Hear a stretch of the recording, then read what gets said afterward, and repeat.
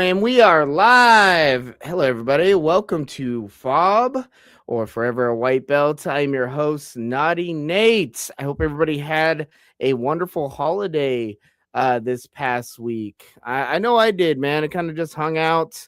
My face looks a little bit beat up. That didn't happen over Christmas. That happened last night at Open Mat.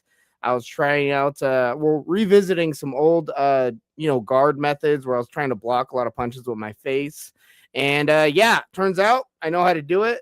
And yeah, hopefully I don't have to do that again, in the foreseeable future. But you never know, man. It's day to day with me. Tonight I have a couple guests on that I'm really excited about hearing some backstory. They've been coming around the Scrapyard now for a good, 5-6 months. They stopped into the gym. We got in a few rounds. It's been a pleasure getting to train with them. I'm going to bring them on. But before we do that, I just want to let everybody know that, F.A.W.B is still in search of sponsors. So if there is anybody out there that would like to partner with the show, reach out to me and let's talk some negotiations. All right. All right. So tonight's guests, I have a unemployed rapper and a juggalo. Welcome to the show, fellas. What's going on, man? What's going on, Nate? Hey, not much, guys. You guys have a good holiday? Yeah. Oh, yeah. Absolutely. Well, did you get all the nice Christmas presents that you want? All the treats? I gave a lot of presents out. Yeah, that's how it goes when you get older, right? Yeah. Nobody gives me shit either. Yeah. I got socks and underwear. Yeah. That's what's up, bro. Hey, those are nice, though, Yeah, that's nice now. 100%. I'm all about that. So, guys, you guys, let's kind of start from the beginning. You guys are kind of like the new dynamic duo coming out. I love the partnership. I love what you guys have going on. The skits that you guys have been doing. I find them super hilarious. I love the editing and all the production value you guys bring too. So, how did kind of all that start form? Give us the origin story behind the Unemployed Rapper and Juggalo Jay. Yeah, I'll kind of take it first, just because it kind of started on my end, the thought of the show, but immediately I thought of Jay and I have been friends for so long. I immediately was like, I need to get someone in on this. Can't do anything alone, So the show idea is just basically, the reality of kind of, what we live, which is we actually met as hip hop artists. I'm a hip hop artist and was actually on a tour and met him in line at a show.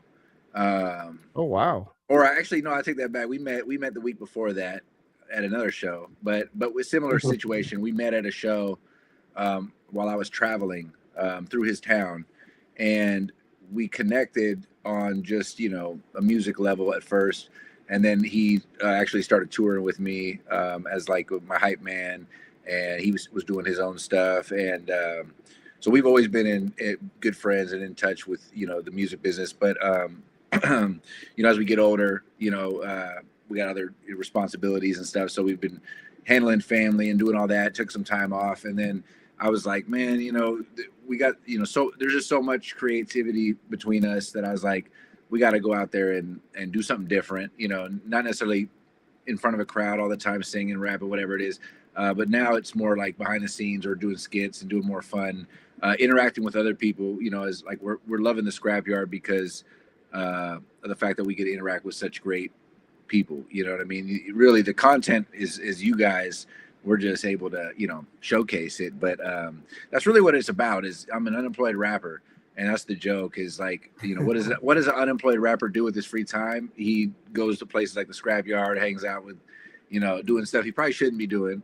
You know what I mean? And instead of focusing on what I should be focusing on. So that's kind of long story short. That's kind of the gist of it. Is just a spin on reality, having a little fun with it. I love it, man. I mean, it's great stuff. And your origin story sounds amazing, man. You're a rapper traveling around, doing shows and whatnot. That's pretty impressive to me, man. Have you always been interested in rapping and the music growing up and all that? Yeah, yeah. I for a long. I mean, I've been rapping since I was 13, and at a young age, I was taking it pretty serious. So by like I would say 18, 19 years old, I was touring with artists like Tech Nine, Oh wow. back in the day, and that's how I met a lot of my connections is through that crowd, and Jay here, he's a juggalo, which is very connected with Tech Nine's music, and so there's just such a big we've been so connected with the juggalo community.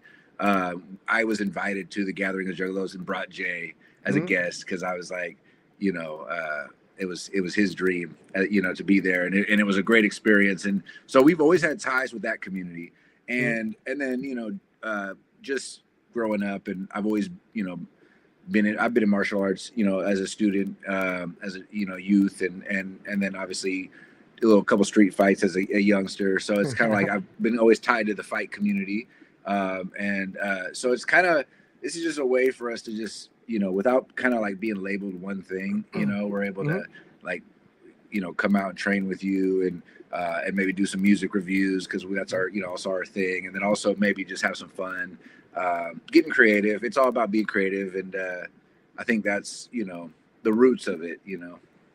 Yeah, definitely, man. I mean, that's the beauty of being a content creator is that you can tap into a lot of different areas and do some exploring, man. I'm really unfamiliar with the Juggalo community. But I know that seems to be kind of like a passion of yours, Jay. Would you like to shed some light on it? Like, what does that entail exactly? Like you mentioned the gathering. Is that like a big concert or what do they call a festival of some kind? Yeah, well, the Gathering of the Juggalos is a yearly thing that Insane Clown Posse's been doing since like '99. And basically it's just one big event or festival, if you will, that's totally unsponsored. They have no sponsors. The only sponsor they have is their own pocket. And the reason why they sponsor themselves is because it just gets rid of all the, the politics, if you will. It gets rid of all the everything of, they just want to keep it low key as much as they can. They don't have any like cops there or nothing. You can basically just do whatever you want. It's on private property, private ground. So it's just a week-long party, basically. Like a Burning Man type thing. Yeah, similar. Okay. Similar, except there's like the thing about the gathering is there's like if you go to like a regular festival, there's a chance you're gonna get in a fight. You know what I mean? There's a chance you're gonna deal with idiots, stuff like that. When you go to the gathering, like there's literally no fights. It's like it's all love. Like when we first went, because he got invited for the music side of things, and he was like, Jay, man, like you're my guy. Like you have to go, like because like this is not only your dream, but like we're doing it. And I was like, cool. So we went and we experienced firsthand that like we're just walking around handing out stuff, CDs and whatnot. And they see that we're like sweating. They're like, yo, what do you want? Ninja, like we got you water, we got you soda, like whatever you need. Like they don't know us from anybody, but it doesn't matter. Like your family, when you step in there, you can be the goofiest guy who knows nothing about the music and you'll be accepted. As long as you're not there trashing them, like saying they're not people or whatever, they're garbage, then you're totally fine. But some people think, oh, if I go, I'm going to get like hurt or beat up. It's like, it's total opposite. You might see some things you don't want to see. And that's going to happen for sure. But for the most part, it's fun. It's great. And I recommend anybody to go just for the experience and check it out. Yeah, no, it sounds like a wonderful community. And I'm all about communities that, want to express that positivity, man. And it seems like that's what that is. But it also seems like it's a community that gets like a lot of misconceptions. And it could be because of, the face paint or I noticed that they have a hatchet. So they emphasize on some of that. And, that's kind of funny because the Scrapyard also gets a lot of misconceptions until you're there. And then you start to, mingle and network with some of the community. And then you realize like, yeah, this is really all about love. There is violence present, but that violence isn't about, beating you down. It's actually about helping you progress and building you up as well. So do you feel like there's some similarities in the two kind of communities? Like there's a bit of a crossover?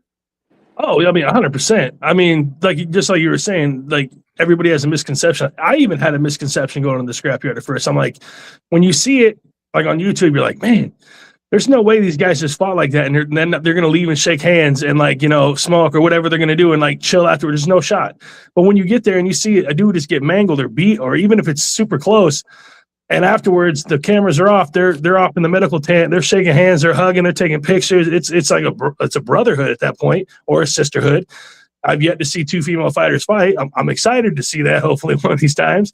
But no, if you can go to the Scrapyard, if you want to go out there and just prove to yourself or prove to whatever, just have some fun, go out there. I recommend it because you're gonna have a good time. And it's just like the Gathering. It's like, it's a blast. It's a multi conglomerate festival. It's comedy, it's wrestling, it's just not music. It's people they get acts from all over, like the 90s to the new age to whatever, to wrestling, to old school wrestlers, to new school wrestlers, to comics, to fire shows, to anything you think of that's entertainment. It's probably at the Gathering, and you're going to see it. Jay, you should tell them about their connection with the fight industry and their combat sports. You know what I mean? Like they are wrestlers.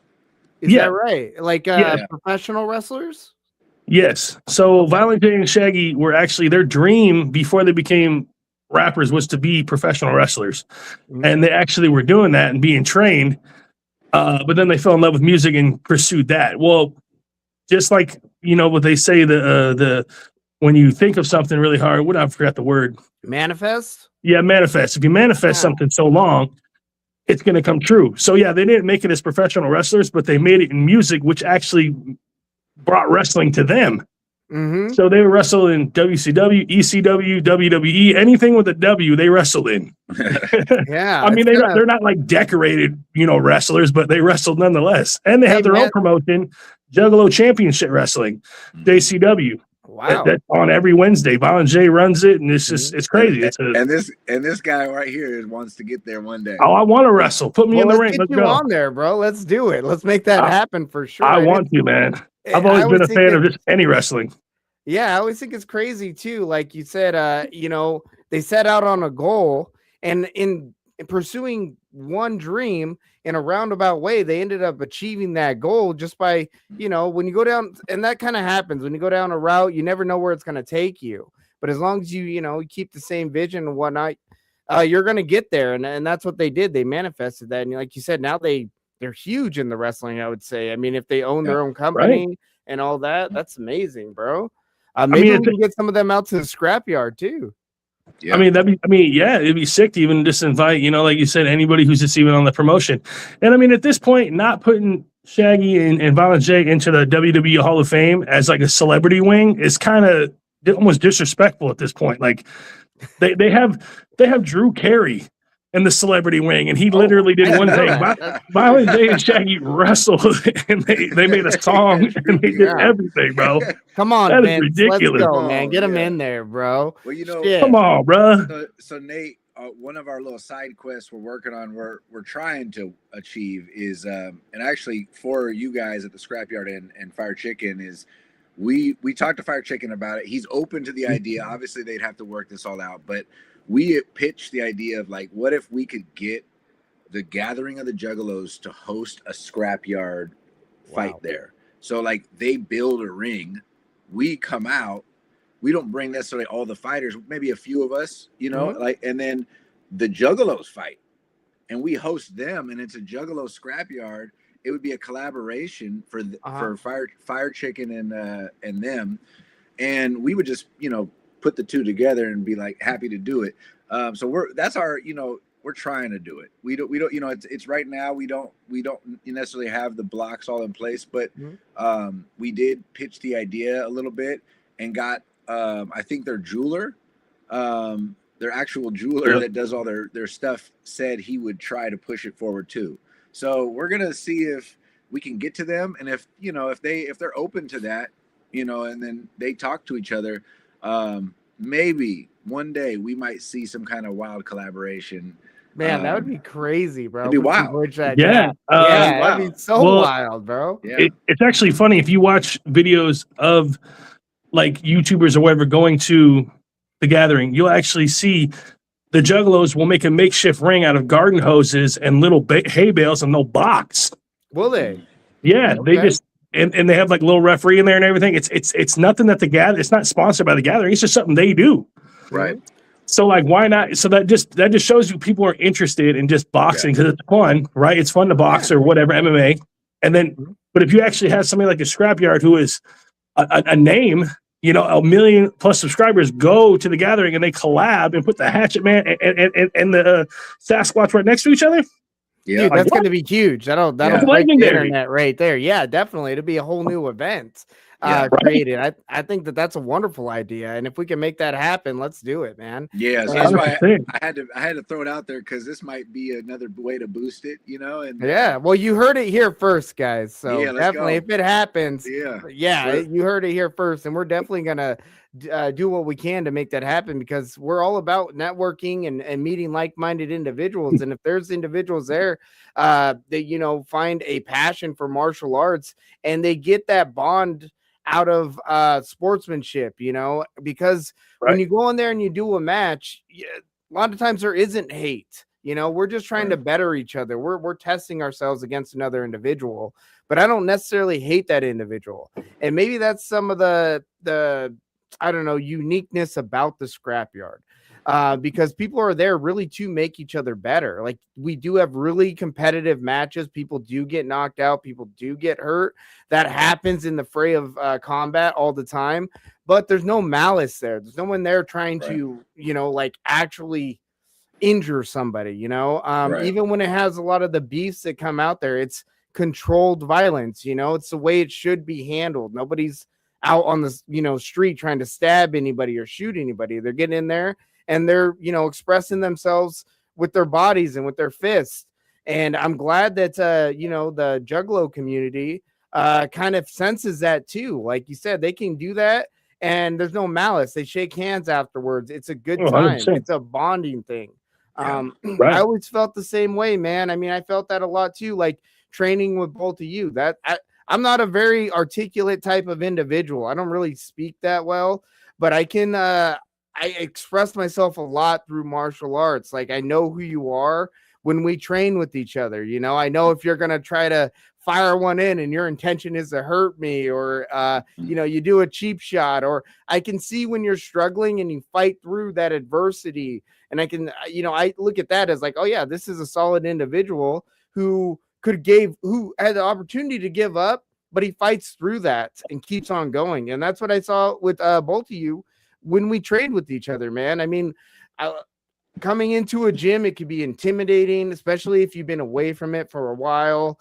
And, you know, we met each other at the Scrapyard. We never really trained before, and you were coming through our gym, and I had multiple people there, and you guys fit right in. And, you know, I thought you guys really represented your guys' self well. And I had a wonderful time training with you guys. So I really appreciate you guys coming through, man. That was awesome. Yeah, absolute blast. And if I'm going to be like 100% honest, like, okay, so when we first came to the Scrapyard, you know, we don't know anybody. We're just meeting people. This is, I think, the first time we went to the Scrapyard. And we kept hearing about Columbia River Jiu-Jitsu, right? So we're just like, oh, this is cool. This must be like some outfit out here. And we thought that maybe you were like the coach or the runner or something. And we didn't know that the difference between cornering somebody and actually coaching them, like at the gym. So everybody that we see going up, they're getting whooped. We're thinking, man, they're coming at Columbia River. Like this coach must not be that great. He's you know, not that good. Yeah. This was all Jay's thinking. This was he's saying we. This is all him, bro. It makes sense though. It makes complete sense. I mean, if I'm hearing that and I'm seeing this guy corner, I'm like, hey, these guys are a gym. They must all be coming out of this gym. That makes total sense. But then when I like went down to the gym and I noticed like, okay, the only ones that like I seen that go to that gym are like the killers, like Chef. You know, you got Saul's in there, you and all these just crazy fighters. And I'm like, and then I sparred against it. And I'm like, okay, it wasn't him. And then I realized those guys weren't at the gym. And I was like, this makes a lot of sense now. Like, I got whooped. So like, there you go. So never just don't what do you want to say? Don't make assumptions right away, you know? Yeah, books by their cover, right? Something like that, man. Yeah. Don't step up to me before you get whooped.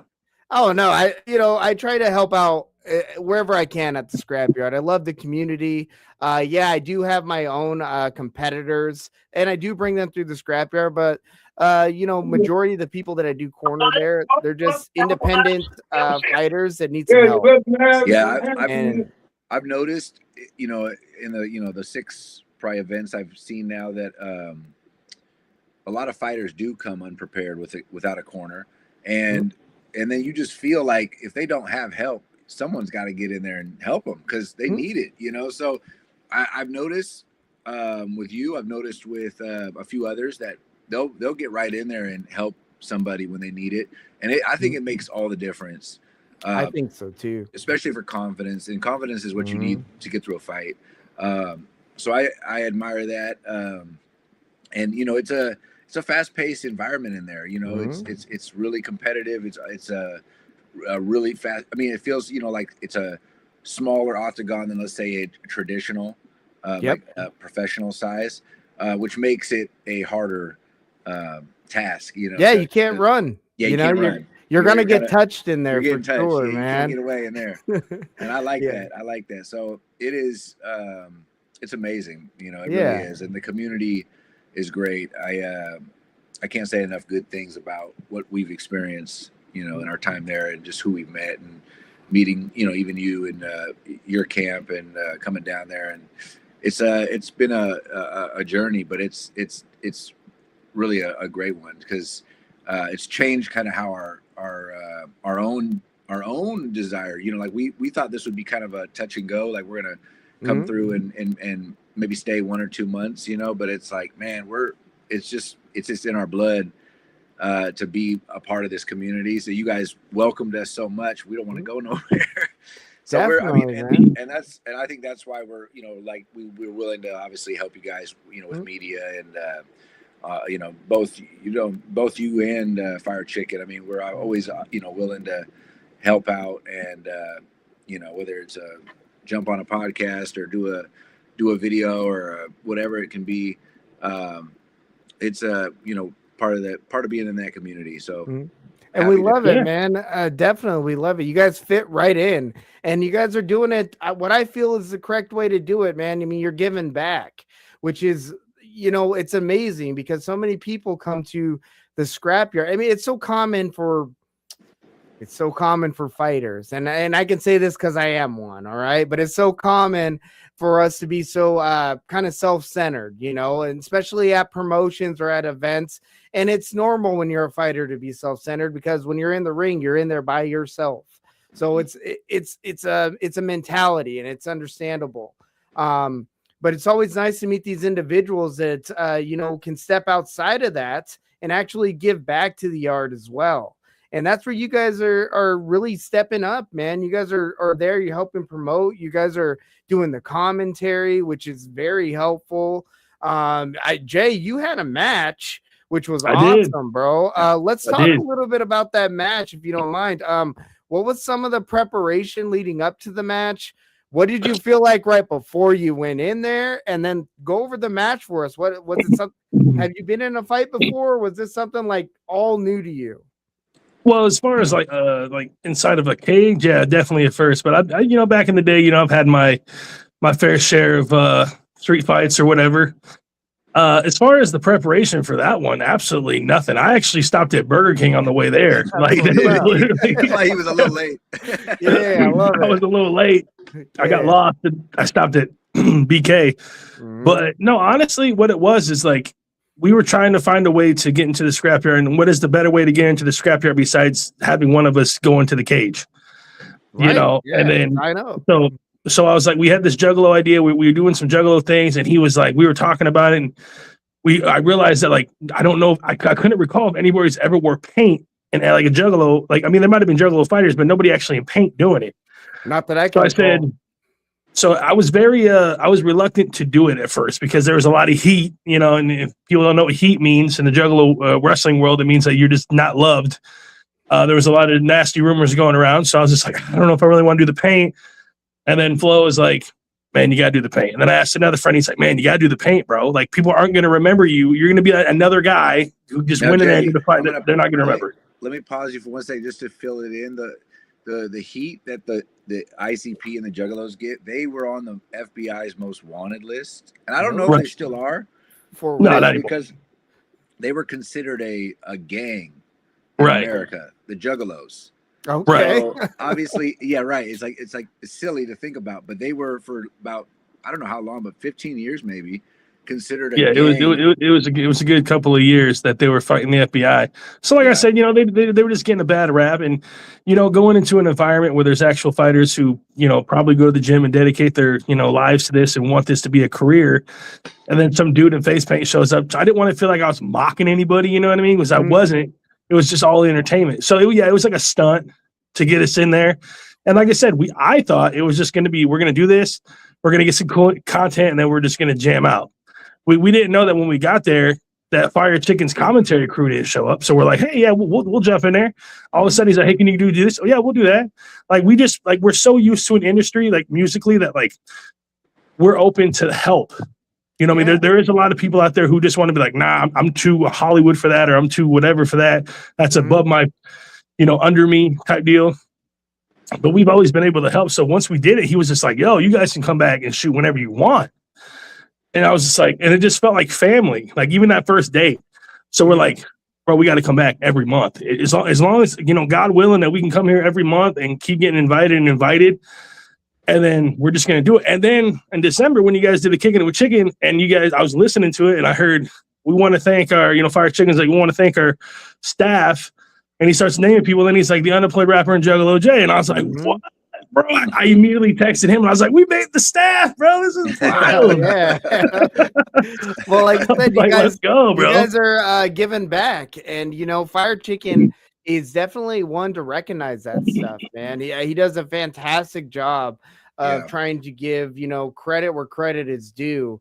And, you know, all that stuff, with everybody that goes out there and helps make this event possible, they're all volunteers, man. Yeah, even you guys are all volunteers, so you guys deserve all the credit for going out there and contributing. And I think him and Mandy do a fantastic job of trying to, you know, shed some light on that for the people that don't see what's going on behind the cameras, man.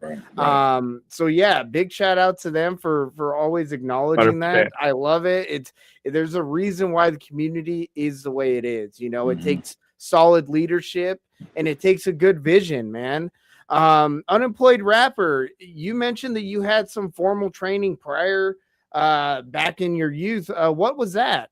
So as a kid, I did karate, you know, just the typical, Me too. Yeah, I mean, it was great. That shit, bro. I love it. You know what's up? I really loved it. And as a kid, we thought that was like the ultimate, right? You know, it's like, because I was watching Three Ninjas, I was obsessed with that. You know, that was just, I love Three Ninjas, Chan, bro. I had every Jackie Chan flick you could ever imagine, even the ones that weren't in English. So I was obsessed with martial arts. And then my, you know, I still call it youth, but like, you know, 16 through 19, I was getting into formal training. I was going to an MMA gym out here in the Kirkland area, Will Hammond, White Buffalo Warriors. And that's when I got into some serious stuff. I was also doing kickboxing at the time, you know, at the same time. So I was training 5 days a week, really taking it serious. For a couple of years I did that, and I was working like security, even though I was a little guy working security, just because like your camps when they were fighting, they a lot of times have to provide security, especially back then. So it was like, hey, security, you get free passes. Of course I'm gonna go. Yeah, I basically just get to sit ringside and watch a fight, you know, and my boy's gonna fight. So I love doing that. But what I really stopped is I had a couple kids early, and I was doing music. And it kind of just, I had to make a choice, you know, and I felt at the time that music was going a little better. It's what, you know, I was doing shows regular and things like that. And my buddies that were fighting at the time, amateur, were, you know, getting really nothing financially. Right. You know, they weren't making anything. And so I'm watching like guys that are tougher than me going out there, getting their butt kicked to get $500 in a winning, if they win, right? And they do win. I was gonna say if they're lucky. Yeah, so they worked a couple months, they got thumped up, they got $500, but they probably put in more in the whole, you know, scheme of things. So you really got to love it when you're climbing the ladder, just like in music, same thing. Like when you're struggling, no one's showing up at your shows. So it's same thing. You got to climb that ladder, and you got to be willing to do that. So at that point, I said, which one am I willing to, kind of go with? And fighting, takes a bigger toll on you physically. So I was like, I'm gonna stick with the rapping. That's a little easier. You know what I'm saying? But I mean, plus it makes sense, like you said, you have children to think about. Right. Yeah, the people you're around that are pursuing this career. I mean, the money, especially back in the day, man, money wasn't there. The money barely is there now. Right. Unless you got a big ass following, which we're finding that to be the case nowadays. So I mean, I think it's smart. And if you kind of, sit back and look at it now, you did kind of what the same thing that the ICP did, where they sought out to be wrestlers, and then music took them this way, but yet they circled back around. I mean, look at you now. Right. You're back here, right in the thick of the fight community with the Scrapyard, bro. So and it's tempting, right? So I just like my experience coming to your gym, taught me immediately that my cardio was horrible. I mean, it was funny because I always knew that, but it allows you to really see what I gotta if I want to improve, I have to improve. You can't just you can't think it. It's not a will thing. When you're talking about the fight game, like you can want it a lot, but if someone's just a better physical specimen, it's an advantage. So plays a factor for sure. Yeah, so I'm like, okay, it actually inspired me to. I think my New Year's resolution is going to be to get better cardio, eat better. You know what I mean? I think that's key. My diet's got to get rid of a lot of that sugar, and I mean, as I'm drinking a Mountain Dew here. Hey, it's not the first working step. already. We're talking next year, bro. Next year. Yeah, I'm already thinking. So I'm like, but my goal, is to get into shape again, and then I would like to fight. I would like to come. I would be boxing. Even though I originally wanted to be an MMA fighter, I think with my age, I'm not trying to get in the MMA side now. But boxing, I think I'd be willing to get in there. And again, potential match here, Unemployed. We're talking potential Scrapyard match. Right. I love it, bro. Yeah. I love it. Hell yeah. Go, baby. Yeah. That's what's up. I think with a little more training and some, I think spring, summer, when the sunshine comes around, maybe I'm feeling it, and that's a lot of like coming out to the Scrapyard. That's the inspiration it gives me, motivation. Yeah. I love it, man. That's such a great. Positive thing, bro. I mean, look at it now. You're already talking about, hey, I'm going to start working out. I'm going to start changing my diet. All those things are positive things that are going to only improve your life. You're going to get more energy, more clarity. You're developing purpose, and you're setting goals. I mean, that right there, that's positive, right? And you're getting all that just from being inspired from a community that you just became a part of, man. That goes to show you what kind of community it is. Yeah. Jay, what are we thinking about for 2026? Are you thinking about getting in another match? I don't know. I mean, like I said, like I do want to get in better shape, and I think that like I know it's one of those things where it's like I won't be able to take it like super serious. Like, I'm one of those guys that's like, oh yeah, I'm going to lose all this weight and I'm going to get in shape. It's just like that's just not going to work. It's a false reality for me. I already know.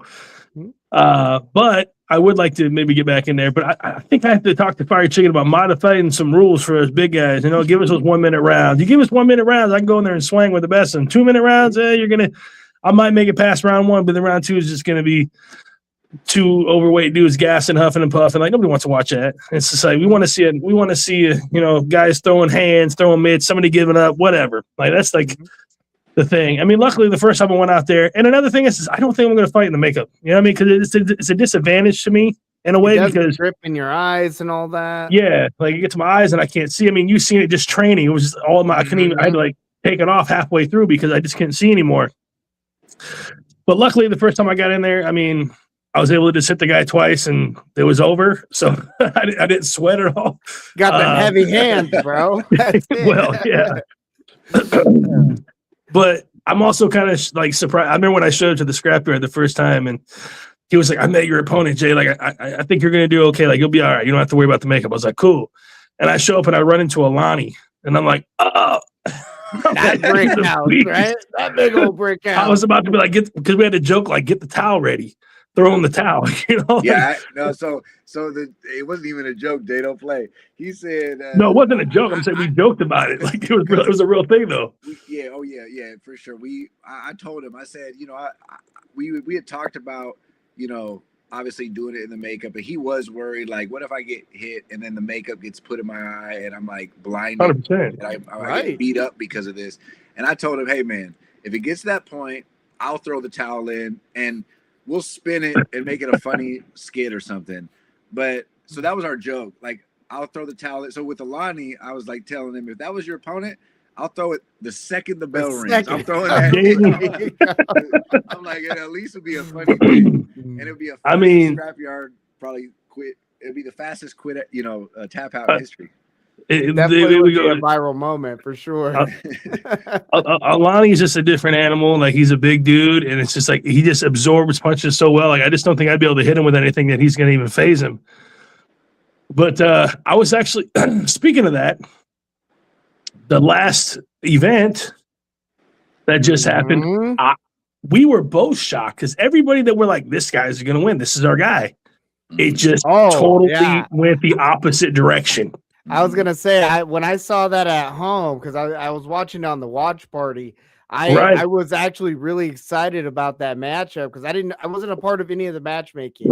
So I was seeing it as a viewer. When I saw them step in, I was like, that's a solid match because I've seen Sano fight before. I know Sano's a scrapper, bro. I've seen him fight some big dudes. He did excellent against him and Tav. If you guys get watch any of those previous matches, watch Sano versus did watch Tav. That one.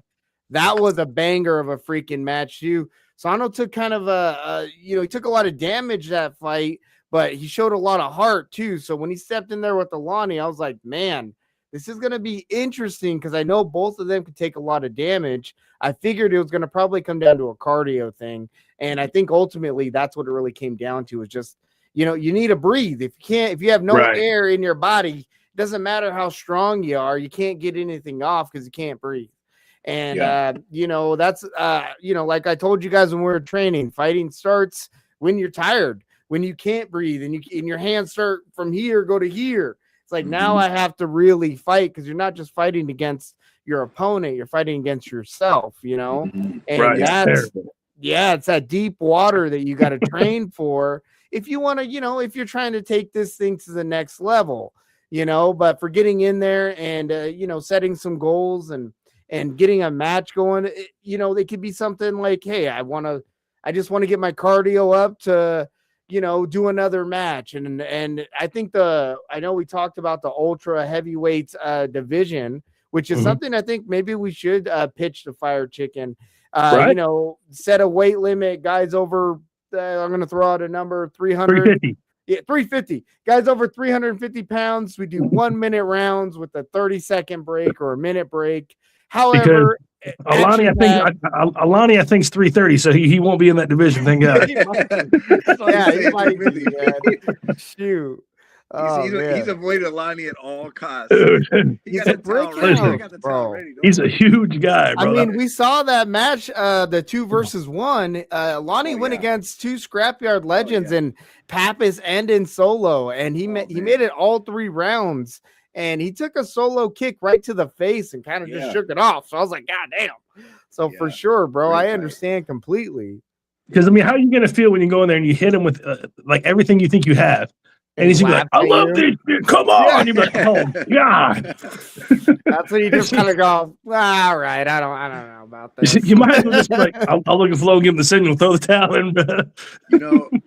One of my favorite fighters right now in the Scrapyard, at least that I think is like talent, just extremely talented, gifted, is Man of God. I watched his fight live, and I was blown away. And there's some amazing fighters in the yard. I mean, there's like it's actually very, very stacked. But he, as a boxer, very skilled and technical. I'm looking forward to a title match with not me, but watching the title match. You know what I'm saying? So I think he's calling you out, man of God. Yeah. No, there you go. Not me. No. No, I'll be. You better have that towel ready. So I look forward to. I mean, there's some great fighters in the Scrapyard, and I think that's what makes it exciting. Is they come back a lot and fight, which really helps because you look forward to. I look forward to showing up and seeing old school fight. I look forward to showing up and seeing Gilchrist fight. I look forward to, honestly, everybody that steps in there, I admire. But I look forward to the guys that come back. And does it add a little something to it once you start to kind of, I guess, know these individuals and you meet them and you learn a little bit about their character and their backstory and kind of like what they go through on their training or their day to day, and they're still showing up every month. Showing out. And you know what I've learned too is how many individuals actually look forward to this event, much like myself, but they actually look forward to it sometimes for different reasons. Like it's a mental thing for them, bro. It's like, hey, like we said earlier, it's like showing up and seeing family or a barbecue. It's not just about you know fighting. It's about meeting individuals. You mentioned Man of God. He's pretty new to the Scrapper. I think he's about 3 or 4 matches in. Very talented individual. He's showing outs right now. I think, man, I'm really impressed with his boxing. He's definitely a contender for that belt for sure. I believe me and Fire Chicken talked about that on the last episode too. Like, man, we're getting a lot of talent this past year that have been coming out. Let's go over that. What is some of your favorite Scrapyard competitors of all time? Give me your top 3. Top 3? Oh man. Shoot. I mean, old school is definitely, he's up there. Like I really admire old school because not only is he a good fighter, but like his character. Like even at this last event, he was setting up a tent. It's raining. He's like, come here, you know, come into my tent. Like, and he, 2 other people were sitting in his chairs. He's like, oh, these are my chairs. He took the chairs from them, brought them over and said, sit, please. Like, so like, like old school is like, yeah, he's probably like my number 1. Like, just because like, you know, I just like his personality and the way he fights. He does have a great character, man. We're happy to have him over at Columbia River Jiu-Jitsu too. He coaches a boxing class over there, and it's for all ages. And man, seeing him work with the younger generations, it's super inspiring for me being a coach. I don't coach kids currently. Like I haven't coached kids in years. Old school, so him taking on that role and you know, really mentoring some of the younger generation, it's really inspired me to start getting a kids program together over at Columbia River Jiu-Jitsu. Make sure to look forward to that come February. But yeah, it's all inspired by old school and his generosity and what he does. He's always helping people over at the gym as well. Not just by holding mitts, but in their personal life, man. If you need help, you know, moving some furniture or whatever, old school, he's right there. He's like, hey man, I'm here, I'll help you. So it's not just a character he plays, it's definitely who he is as an individual. Right. 100%. And then of course, you know, I got to go like Gilchrist. He's a good fighter. He's also a good young minded person that like it's crazy that like Gilchrist was like our age when me and him met, you know, me and Flo, him and like Jay Bando, like they have this like brotherly type thing going on, which is great. They look at us like, well, what do you think, Unc? And I'm like, oh, man, I'm an Unc now. I'm that age. You know what I'm saying? Like, it's crazy to think. So like for us to be able to give like just the knowledge that we've accumulated of the game, not just fighting, but just the game itself. And then of course, you know, the gardener, I love the gardener because, you know, every time, like, I mean, yeah, he's just like, you know, he's not professionally trained. So, but you know, that first minute or 2 minutes of that fight is going to be fireworks. You know what I mean? After that, it's coming hard, just like anything else, you know, you're going to get tired.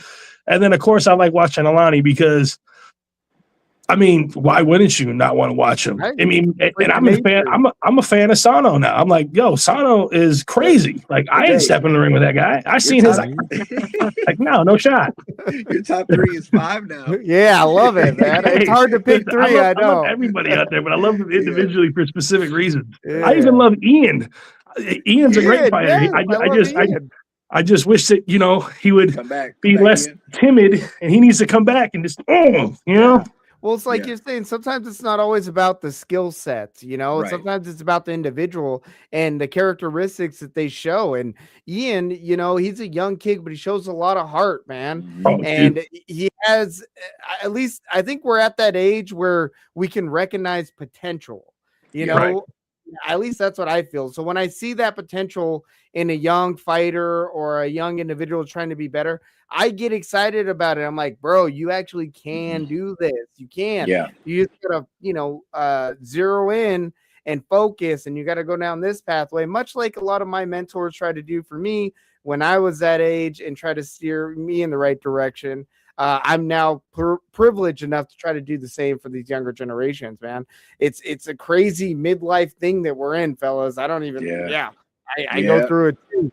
I feel that. Who do you got unemployed? Who are some of your favorite Scrapyard competitors? Oh man, well, old school is in my top 3. Yeah, that's same reasons. I love his character. I love that he's a great fighter. I also like that he started late. That's kind of a cool story that he kind of got into boxing late in life. He's been boxing forever, bro. He just started competing here at the Scrapyard later. Well, I think he told us he started in his 30s. Oh, really? Yeah, that's what he told us. Yeah, like boxing. Oh yeah, at least boxing. Fair enough. And so I was just impressed with that. I was like, I think he's what is he in his 50s, maybe 40s? Yeah, he's in his 50s. So he's put in the work for sure.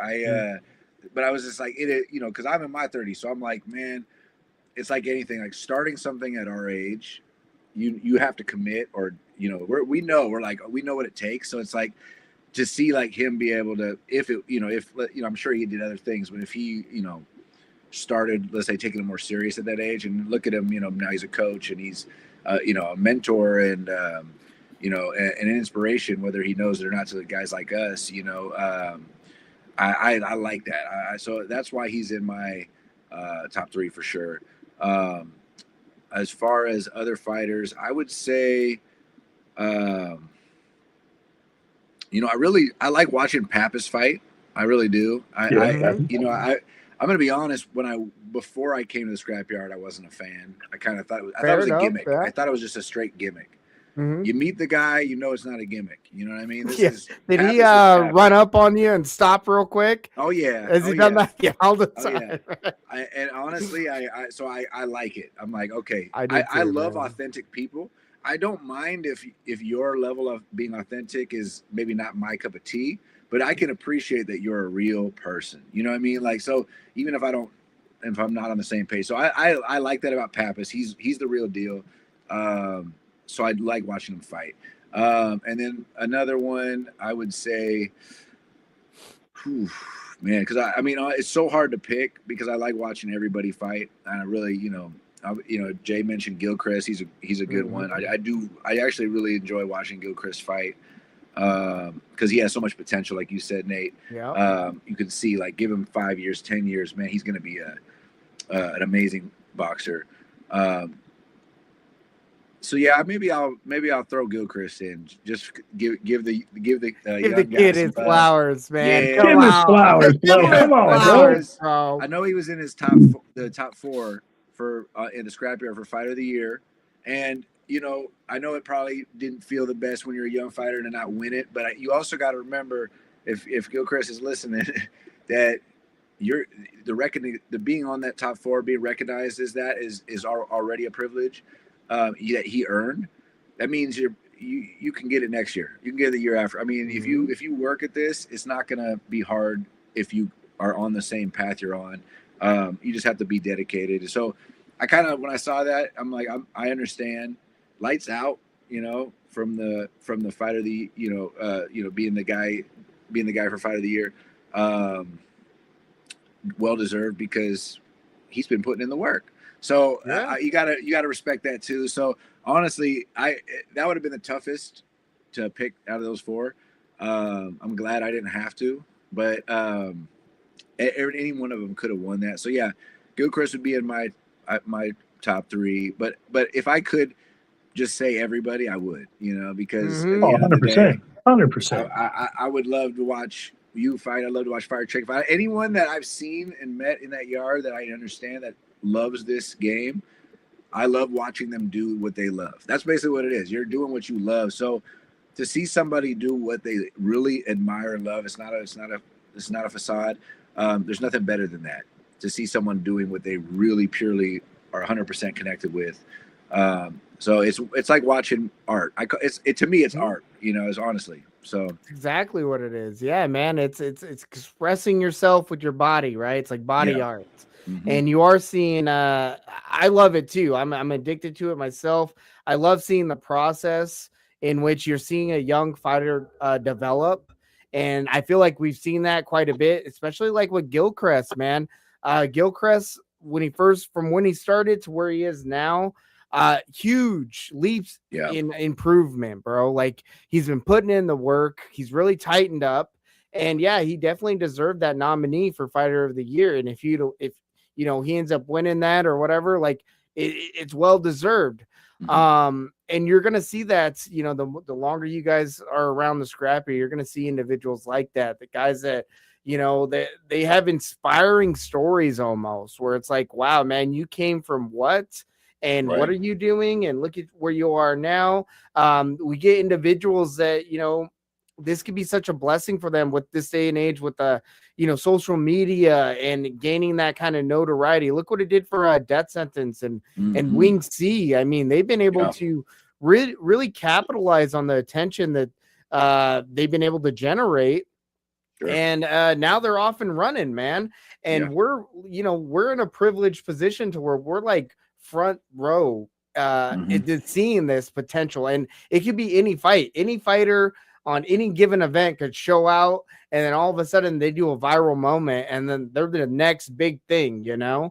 So I feel really privileged to be a part of it. I'm so happy that now you guys are a part of it. I get to meet you guys. We get to collaborate, you know, you're adding to the community in such a positive way. And yeah, man, I just really love that you guys are now a part of this community. And, you know, I just want to thank you guys for taking the time tonight and doing this podcast with me, man, and coming and training with me. That's fucking phenomenal, guys. I love it, man. Anytime.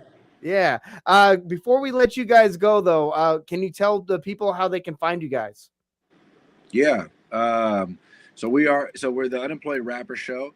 You can find us on YouTube, Instagram, TikTok, as the Unemployed Rapper Show or the Unemployed Rapper. You might have to, depending on what platform you're on, you might have to try a little different, but we should pop up on that. Juggalo Jay, who's one of the hosts of our show, also has his own platform. You can check him out at The Real Juggalo Jay on most platforms as well. But if you want to catch our videos, it's on YouTube as the Unemployed Rapper Show. And yeah, we're gonna just keep on cranking out content for you guys, and still going. Yeah, we love you know, being invited. We appreciate you actually thinking of us and bringing us on the show. We love it. We watch the show, so it's fun to be a part of it now, and we appreciate it. Hell yeah, right? Hell yeah, and we've had this conversation before. No matter how big we get, let's just say we got as big as whatever. If there's ever a chance or an opportunity that Fire Chicken was like, I need these guys here, best believe we're there. On our dime. We're never going to ask Fire Chicken for anything, you know, because of the opportunities that he's thrown our way when he didn't even need to, you know? So it's just always a good time. But yeah, you can find us on all the social media. Jay's over here dreaming that we're going to hit it big all of a sudden. Hey, you never know. I'm just saying, like, I'm just saying, like, people like Death Sentence, right? Good guy, but I've heard, you know, some things, and I'm just like, that's not very cool, bro. Like, you started here, you should be showing little flowers. You know, you wouldn't be anywhere if it wasn't for. You know what I'm saying? We get to call out. Oh no! Hey! People get pretty big, and you know, like you said, sometimes people forget where they come from, and I'm glad to hear that no matter how big and successful that you're inevitably gonna get, guys, that you remember where you come from, and you know, on your way to that success, it doesn't hurt to, you know, do a shout out or something, you know. That's right. I'm still waiting for Wing C. He hasn't He don't want to get these mitts, apparently. I don't care if he's 128 pounds. I'll take him. Yeah, right. Yeah, Yeah, right. You guys, right. I'll take him out to arm lunch. wrestler. Love it. All right, fellas. Well, thank you guys again for joining me man. tonight. I look forward to seeing you guys again at one of the events. And I look forward to checking out some more of your guys' content, man. Make sure, guys, to give them a like and subscribe to their YouTube channel. And yeah, guys, enjoy your guys' night. I hope you guys have a happy new year, and I'll see you guys again soon. Cool. Yes, sir. Right. Thank you for having us on. Shout out, Naughty Nate. There you go. Take it easy, guys. Oh, yeah. Oh, man, what a fantastic episode, guys. And this is, again, the high-quality individuals that the Scrapyard provides. Be sure to come out to one of the events, sign up for a match. Big shout out to the Scrapyard. They just wrapped up the 2025 year season, whatever you want to call it, the last event of the year. Be sure to tune in tomorrow to Kicking In with Chicken and Naughty Nate. We'll be doing our end of the year podcast. We also announce the fighter of the year. We got a lot of things coming up for the 2026 year, guys. I'm moving back to Vancouver. I have not lived near my gym in, I want to say, over 2.5 years. I have to travel to my gym. That is no longer going to be the case. I'm going to be living right next door to it. So expect a lot more content. Expect a lot more podcast episodes. We're going to be doing a lot of local events. A lot more with the Scrapyard. Soonest event coming up for the Scrapyard, and one of the local events that we'll be participating in is going to be January 24th. I signed Chef up to do his debut match at the NWC January 24th. That's going to be hosted in Vancouver, Washington. I'll let you know when tickets are on sale. Be sure to get them, and be sure to get them in the chef's name. He gets a nice little kickback for that. That'll also be the first Scrapyard event of the year. So tune into that. We'll definitely have a watch party because we probably won't be at that one, but we'll be at the February one more than likely. Let's see what else. I got a new schedule coming up because I'll be moving back to the gym. I'm going to have that posted by the first of the year. We'll have a lot more training opportunity over at Columbia River Jiu-Jitsu. So be sure to stop in and get some rounds in with me, guys. I look forward to training with everybody. And that's going to do it all. That's going to do it for us tonight. I hope everybody has a happy new year. Take it easy, guys. Have a good night.